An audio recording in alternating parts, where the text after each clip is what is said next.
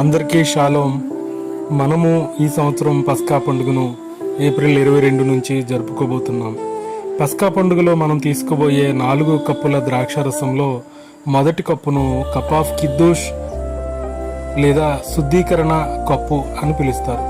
మీకు తెలుసా, యెషువా తన శిష్యులతో కలిసి చేసిన చివరి భోజనం పస్కా భోజనం అని. అందులో యెషువా మొదటి కప్పును ఎత్తి బారూఖతా అదోనాయ్ ఎలోహేను మెలెక్ హవోలాం బోరిఫ్రీ హగాఫెన్ అనే ఆశీర్వాదం చెప్పారు. ఈ భోజన క్రమం సెదర్లో నిజానికి 4 కప్పుల ద్రాక్షారసం తాగుతారు. అందులో మొదటి కప్పును మనం ఎందుకు తీసుకుంటామంటే మనల్ని మనం శుద్ధీకరించుకుంటాం కనుక. మీకు తెలుసా, యెషువా మనల్ని శుద్ధీకరించారని. యెషువాలో మనందరం ఇప్పుడు పరిశుద్ధులం. ఆమేన్.